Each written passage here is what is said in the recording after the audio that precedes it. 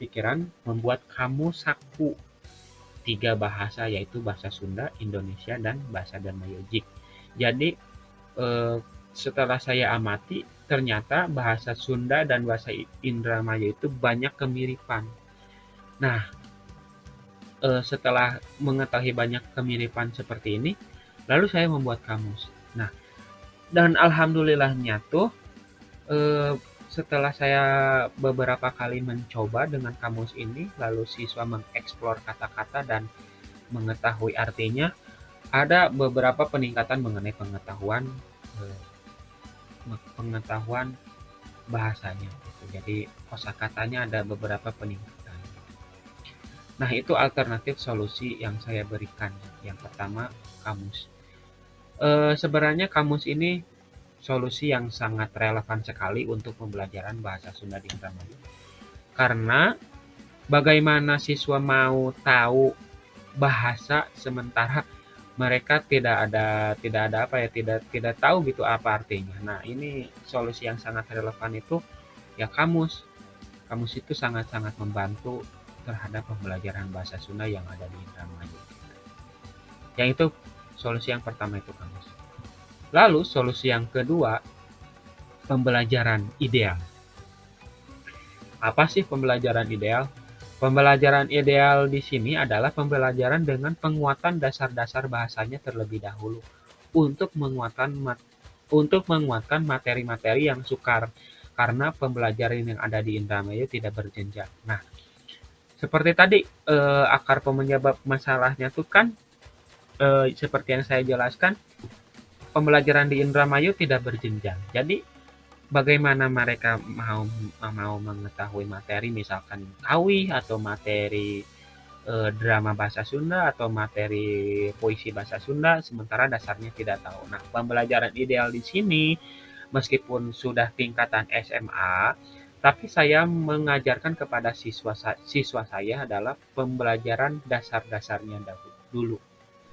Contoh, saya ambil contoh materi kawi. Jika kita berpegangan terhadap pembelajaran yang ideal di daerah Priangan dan daerah Indramayu pasti bakal berbeda. Contoh pembelajaran kawih di daerah Priangan pasti bakal lebih detail terhadap kawih-kawih yang sukar atau yang susah.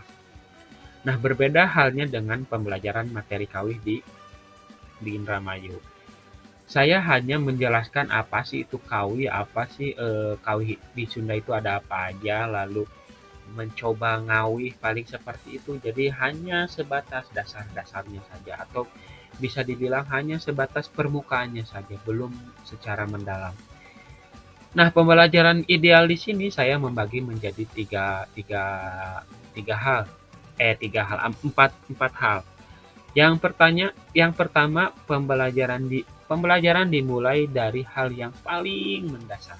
Itu yang pertama, seperti yang saya jelaskan tadi. Nah, yang kedua, pembelajaran ideal di Indramayu itu adalah pembelajaran harus diselangi oleh permainan. Kenapa? Karena pembelajaran bahasa Sunda adalah sesuatu hal yang baru. Jadi untuk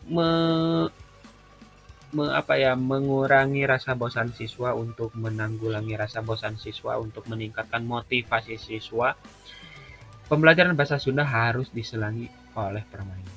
Permainannya seperti apa? Permainannya dikaitkan dengan materi-materi yang akan diajarkan. Contoh seperti materi kawih yang tadi saya jelaskan. Nah, permainannya seperti apa? Permainannya contohnya tebak lagu atau tebak penyanyi lagu kayak gitu, seperti itu.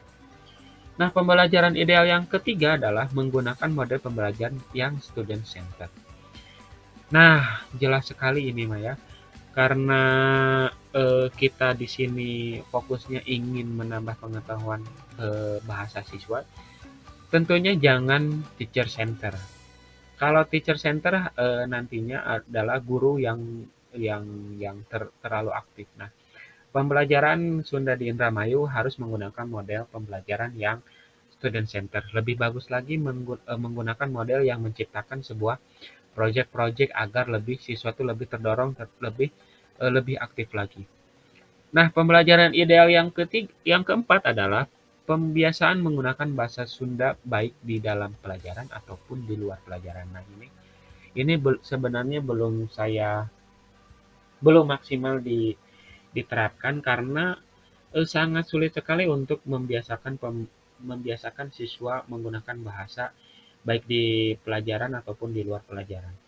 Karena